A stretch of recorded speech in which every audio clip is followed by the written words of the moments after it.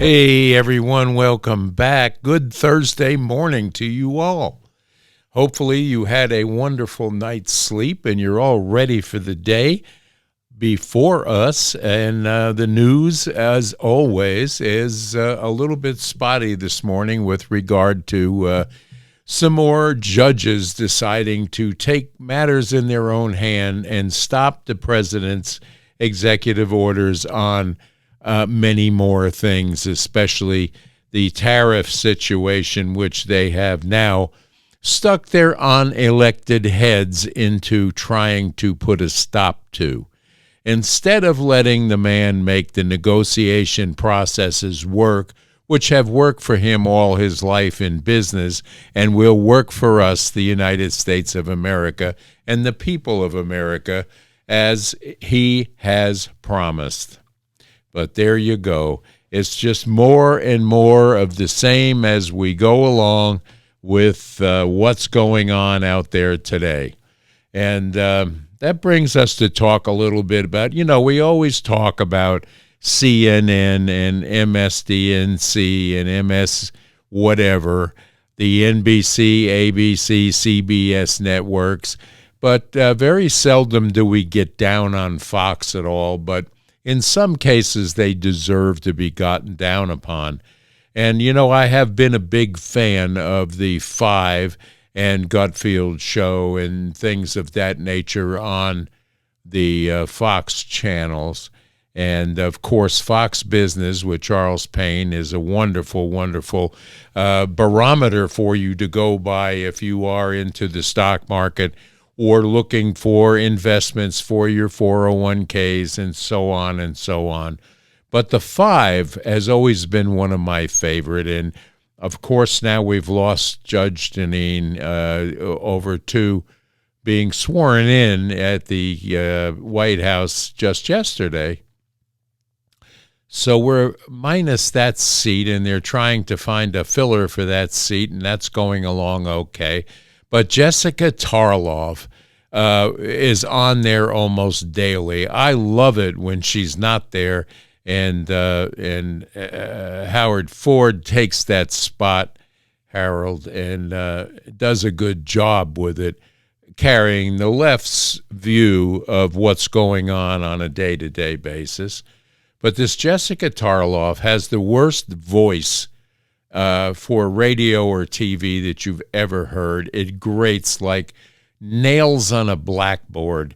It's unbelievable. But what's even worse about her is her attitude and her defense of the indefensible almost every time she's on there. And it makes me move off of that channel during my favorite show, because they have a lot to say and a lot to pick apart and some great people on there. But why Fox Network has chosen to leave Jessica Tarlov in place on that show is well beyond me. She is the most irritating person on TV today. I don't care what program Fox sticks her on as the Democratic voice, but she is devoid of any common sense whatsoever. She'll carry the Democratic flag into a burning building if they ask her to, and I don't want to listen to her grating voice any longer. So I'm going to start to stay away from the Five unless there's somebody else in that particular seat for that day. And that's all I'm going to say about that. But please, over there at Fox, if you're listening to this program, please rethink your casting on that particular program that you're putting on to aggravate your viewers. So that brings us to some cringe fest things that are taking place over on the Humpty Dumpty Party that used to be the Democratic Party. And Nancy Pelosi, I got to tell you, I don't know if it's just dementia or if she is so loaded on booze that it is almost shocking in some cases. Well, she was at something in San Francisco recently and actually really put on the line cringe. And we don't know what she was trying to say here other than her Trump derangement syndrome won't even allow her to mention the president's name. Let's just take a walk into San Francisco and look at this.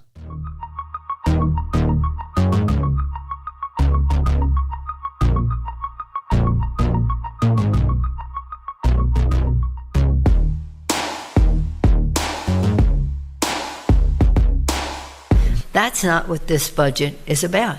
It's about tax cut for the wealthiest people. Now, you may recall that when what's his name was in office before, when we won in 18, what's his name was saying, Obamacare sucks. I can't even say his name. What are you talking about? And as I say, they pray in church on Sunday, and they prey on people the rest of the week. So if Ronald Reagan says this is the last speech I'm making as president, it was just hours before his successor, George Herbert Walker Bush, became president. Nice job, Nancy. $2.6 million in funding, which provides college advising and preparation services for thousands of low-income youth in San Francisco. They're cutting that. Republican cuts are hurting our most vulnerable country. But what they're doing is such an insult. Is it all new?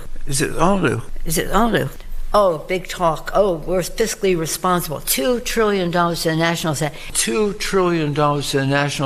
Your guess is as good as mine. Part of the culture we enjoy. Asian Pacific Americans, entrepreneurial spirit. When we had the reauthorization under President Obama, and in any event, it's Robin Hood in reverse. Take from the needy, and give to the rich. That would be justification enough if we're talking about Medicaid and saying it's just for poor children. Oh, the poor kids. And in fact, that's what we did when Biden became president, to lift the threshold or lower the threshold. Forget that.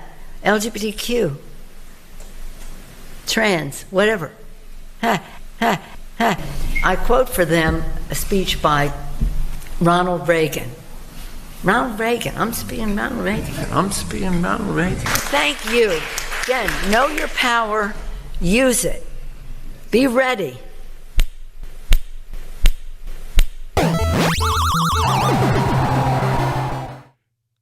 I tell you, it's got to be booze, because no one could be that far gone and still maintaining a seat in the House of Representatives, much less the past head of it.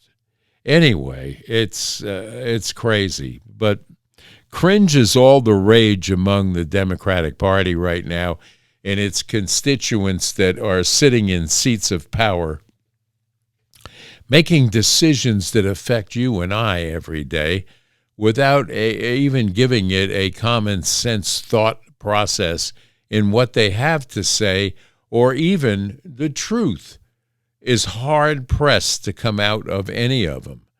And that brings us to MSDNC and Jen Psaki over there, who is a cringe liar and has been all along, but it's incredible that what she gets away with sitting on that network. But we know that that network is bought, paid for, and owned by the Democratic parties. This is why we call it MSDNC, and there's a reason for it. But you want to listen to people that can lie straight face. It's incredible. Let's take a look at what Jen has to say here.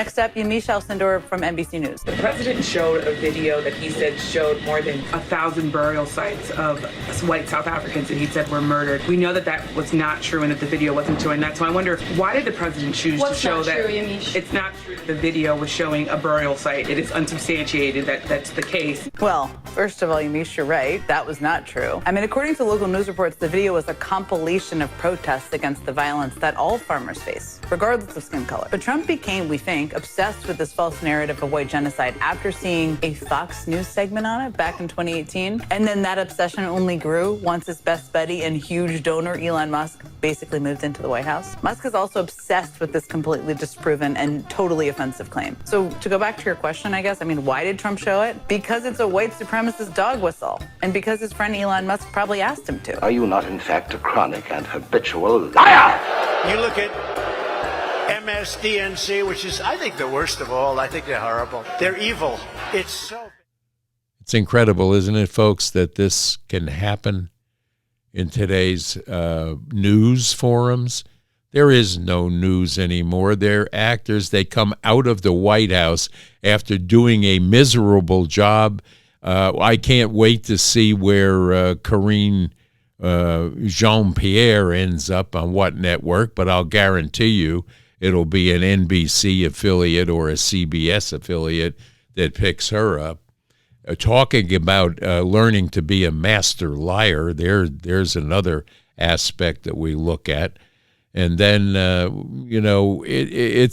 it's incredible what they will try to convince the public after seeing what took place all these years of the Biden administration. And for that matter, the Obama administration, because it is beginning to look more and more like the Biden-Harris administration was just a third term for the made-up individual that they call Barack Obama, or some call Barry, for legitimate reasons. And then we have them all now exercised over the fact that some of the Chinese spies that we are educating in our universities under the guise of foreign students are being questioned now.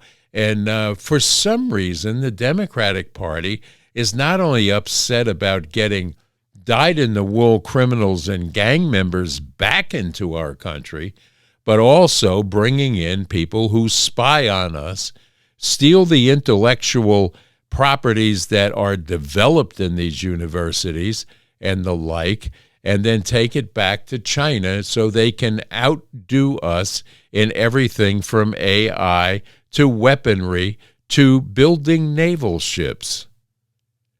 We're in some serious problems here when we take a look at what goes on in our country under the guise of the freedom to have men become women and women become men and so on, all while we turn on the TV and watch the military marches out of Beijing, out of Russia, when these people lockstep, and North Korea, they put on a beautiful show of regimented individuals that have discipline, and you don't see any skirts in that area unless it's on a woman that is marching and able and trained to kill you.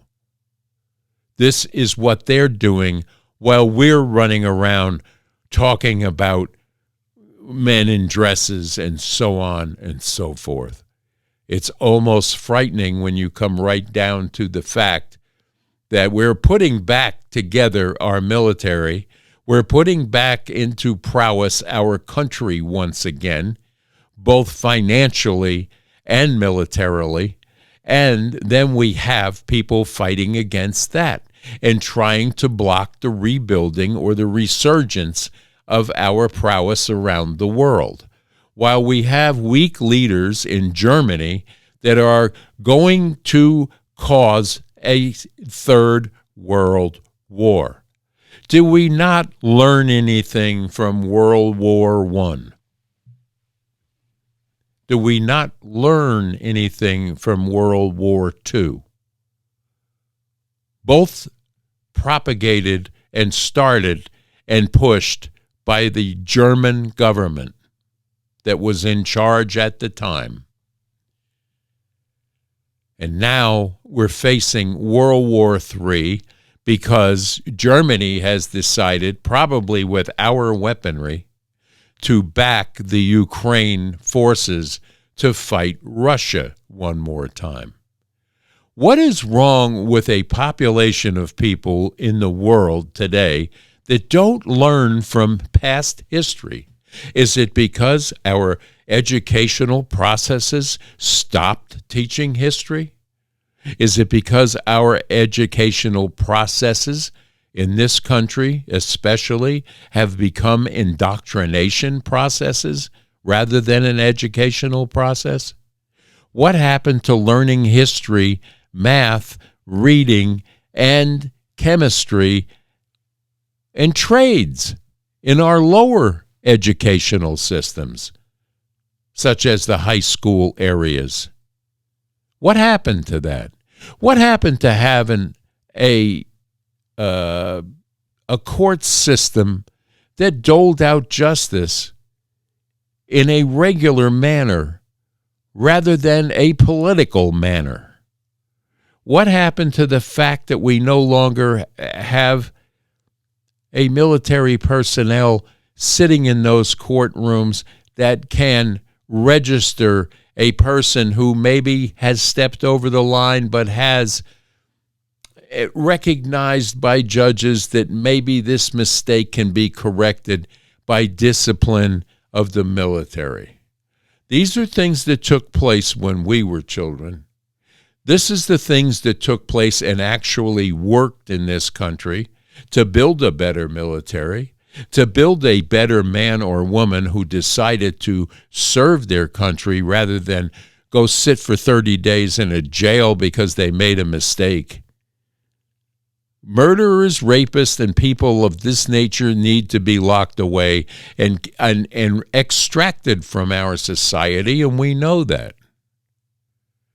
But it's no longer become that way because we have judges that are more worried about, number one, getting reelected, and number two, holding up their party's wishes instead of judging a person for either the good or bad person they actually are. And we know now that the multitude of people that came into this country that are gang members and criminals from other countries with long as their arm rap sheets in those countries needed to be rounded up and deported from our premises for the sheer fact of safety to our citizenry for the first time in a long time. So we can take a look at the people that are angry about the deportations, and for God's sake, why we have a senator from any state that wants to go to a foreign country's jail and get released people that we have rounded up and gotten out of this country because they are a gang member, they are a spousal abuser, they are a drug lord, or the head of a gang. We don't need these people back here, and we certainly do not need senators of that nature that will go against our laws in this country to bring in a criminal to live in your community. They certainly won't live in their communities because they live in compounds that are well protected by people with guns that they want to take away from you. Don't forget this. We have a president right now that is trying to right a listing ship, and he is doing the job. If left alone to do it, no harm will come to anyone. And get this through your head if you're one of the people who think that your Social Security is in jeopardy, or your Medicare is in jeopardy, or if you're one of those people, of the 14 million people that are out there collecting money on Medicaid when you should be working, I don't want to hear you crying in the wilderness about the loss of your Medicaid, because they're only taking the fraudulent Medicaid away from the people who are able-bodied from a certain age to a certain age that can be out working and choose not to. Some of this is a direct result of the COVID lockdowns. I understand that. You understand that. But this cannot continue. There's waste and fraud in Medicaid, and it's being looked at and tried to be cleaned up. But we have a congressional bunch that do not want that touched because that's their voting constituents.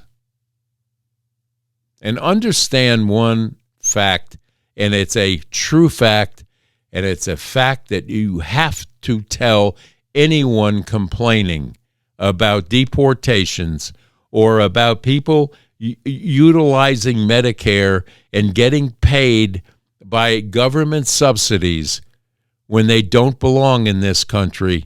That has to come to a stop. But remind them, the only reason that these people are here, draining the social networks that we have in place, state by state, and also our federal government, is solely because they think that that is a Democratic voter. And they're grooming that.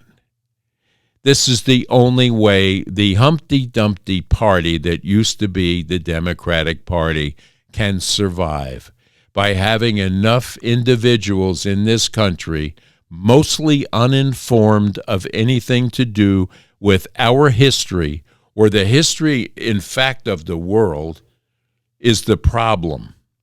They're uneducated, unsophisticated voters that they rely on to stay in power so they can run their programs of what they call social equality, which has nothing to do with anything but getting the slush funds and the deliberate misuse of your tax dollars, which have been looked into by DOJ and deemed has to be fixed. And the Democrats are fighting tooth and nail with everything they have to put a stop to it. And it's a shame. And one of the biggest proponents in trying to convince everyone that their Medicare and Social Security is in jeopardy is Chuckles the Clown Schumer. And he gets caught occasionally on these news programs, and no one ever makes a deal about it because they don't want to upset the apple cart. But take a look at Chuck getting caught right here. You sat next to Biden in the Oval Office February 27, 2024, just a handful of months before the president took that debate stage. And it was later reported that you and other Democratic leaders were talking before the debate about having a plan. You and Hakeem Jeffries, Nancy Pelosi, Barack Obama. I understand you later denied that that ever happened. But I'm interested to know whether the man that you saw sitting there on that couch on that day, you were in there, you saw him up close and personal. Did you really not have any idea that he was not fit to serve a second term? Casey, we're looking forward. We have the largest Medicaid cut in front of us. We have the whole federal you're government facing all at of this risk. because you lost a presidential election. And Look, is that not Joe Biden's responsibility for deciding to run again? We're looking forward. That's it? That's it. All right. Senator Chuck Schumer, I know you got to go. I appreciate your time today. We'll see you soon, I hope. Thank you. Take care. Okay. It's interesting. I know it probably should have been in our Stupid Town segment because he is probably one of the least holders of common sense and truthfulness that has ever reared its head in our government.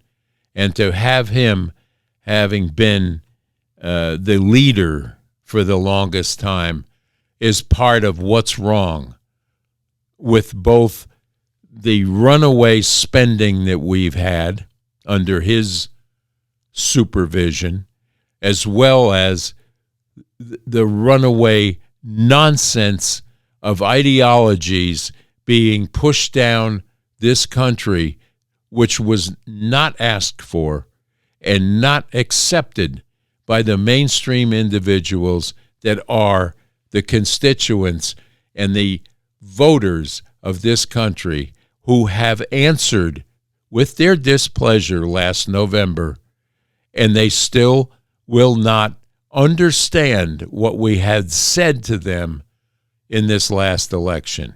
But maybe they'll wake up one day and find themselves in Stupid Town, along with some of the memes we show you here, and including all the leftists that are out there now calling for the killing of Donald Trump.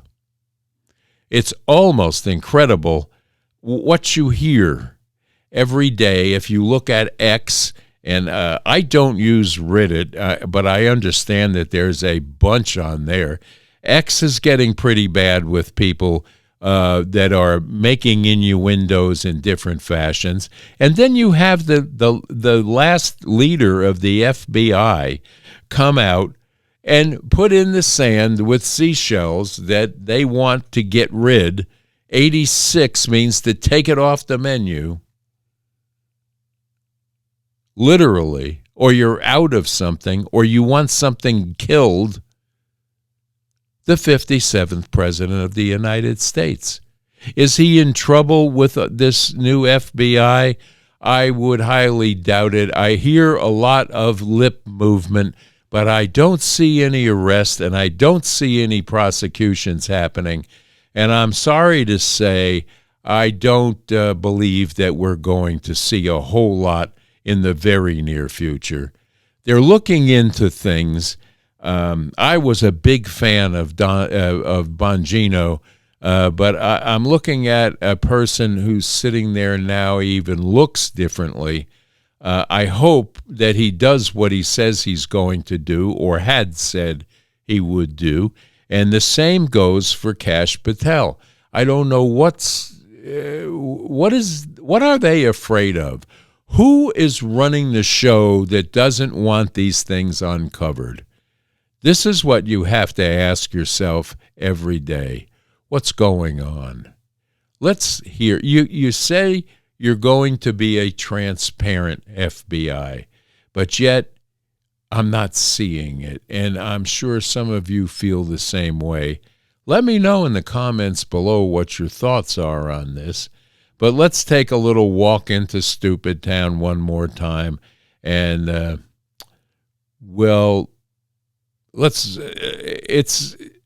just take a look here.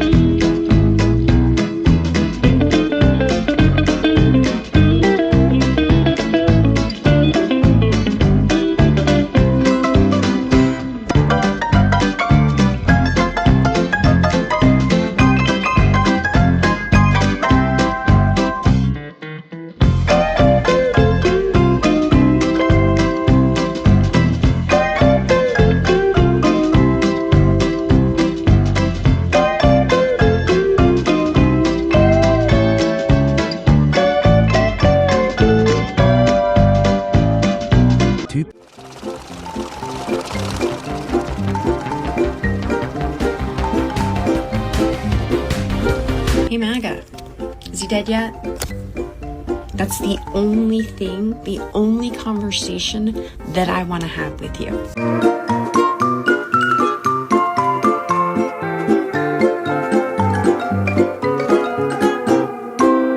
God. So they're saying that Joe Byron has prostate cancer.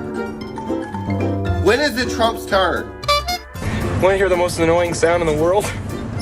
If you're immediately reprimanding instead of listening and understanding, if you're offended by people's lived experiences, you're the problem. Oh! You think we could listen to the radio or something? If you're a woman with an Adam's apple, you're my sister. If you're a woman with a 5 o'clock shadow or a full beard, you're my sister. If you're a woman with a deep voice, you're my sister. If nobody knows yet, you're my sister. Whatever you think of Hunter Biden, there is a certain kind of cruelty to the campaign against him. Where is Hunter? Where is Hunter? Where is Hunter? After his brother died, he cheated on his wife with his brother's widow and then got her addicted to crack. Unethical, sleazy, and prone to horrible decisions. Oh, shit. Here we go again. Bad news. What?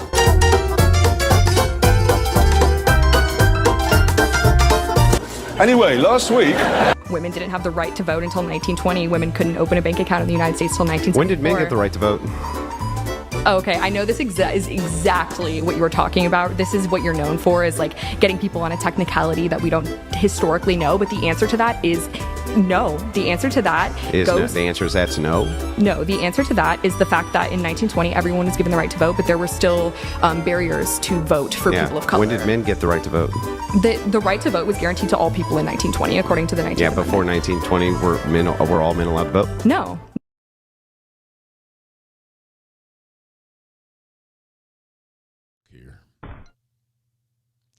So with that, it is a beautiful Thursday, rainy morning here in East Tennessee, and we're hoping for a little less rain and a little bit more cloudiness, but it will continue into tomorrow. But we're looking forward to a very warm, sunny week coming after Sunday. So we'll be maybe getting that camera back out to some small towns in and around Appalachia and get to you with it. But until then, I'm going to wish you a very, very happy rest of this Thursday. I hope the weather where you are is conducive to you getting out and having a little fun today. And if you're working, I hope that you're looking forward to the weekend. And don't forget, today is Thursday, so if you're going to plan a cookout for this weekend, don't forget our sponsor here, Lazy J Farms and Butcher Shop, and give them a call, order your meats, and you can pick them up or having shipped to your door. And look for their commercial at the end of this program today, and give Butch a call and tell him Kaiser sent you, and they'll give you some cuts of meat that you will not believe. You can cut it with a fork. Their fillets are just heavenly. So keep that in mind. And in the matter of this upcoming rest of Thursday, stay safe, stay strong, and stay tuned to the Kaiser Report. We'll be back here tomorrow with more information for you, and hopefully you'll sleep well tonight. God bless. Bye-bye now. Lazy J Farms has been raising the finest cattle and all-natural pork for 3 generations on the family farm in Fall Branch. Their blonde Aquitaine herd offers a leaner, healthier, and more tasteful beef. And the butcher shop is local, farm to table, and 100% authentic. This is the way your grandfather shopped for me, with steaks cut to order, quality assured, and ready to ship to your door. Open Thursday through Saturday on Bloomingdale Road in Kingsport. Come see us.